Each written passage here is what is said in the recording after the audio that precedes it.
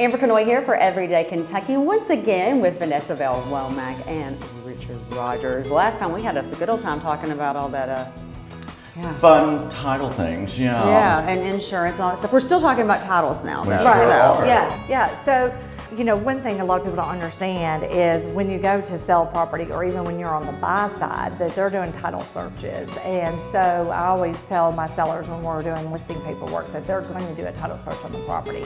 Make sure about liens, judgments, any things like that. Even medical judgments that are tied to the property. So Richard can kind of dive in and tell a bit more about things that he's seen on the title side. You know, a lot of people, what's a title search? Well, it's literally an open book. We go and search the public records, and no matter how competent an abstractor, which is who goes and runs title, is, there are still things that get missed. You've had improper recordings, you've had misdeeds, you've had ownership interest that, you know, just wasn't even considered or known about. So when we get a title order from a realtor or a lender, depending if it's cash or mortgage, we go down to the local courthouse, whatever county the property is located in, and we search public records. That shows us that chain of title. We usually, the standard in our industry is to go back 30 years in that chain of ownership. If it's residential, if it's commercial, we do 60.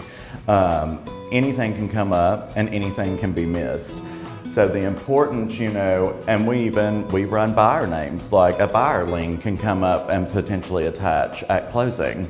Yeah, so it's just good to have both sides protected.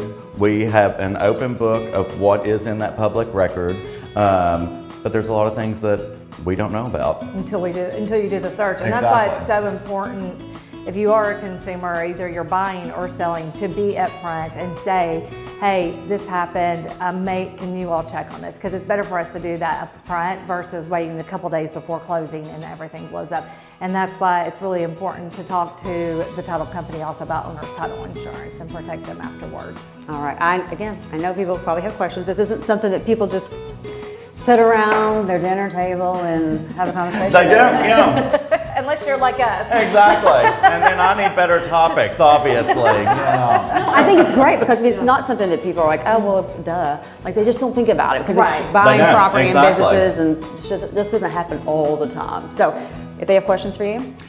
besttitle.com. We're right here in Lexington. We're now in 4 states, Ohio, West Virginia, Kentucky, and Virginia. So, yeah, we're here. VanessaVale.com.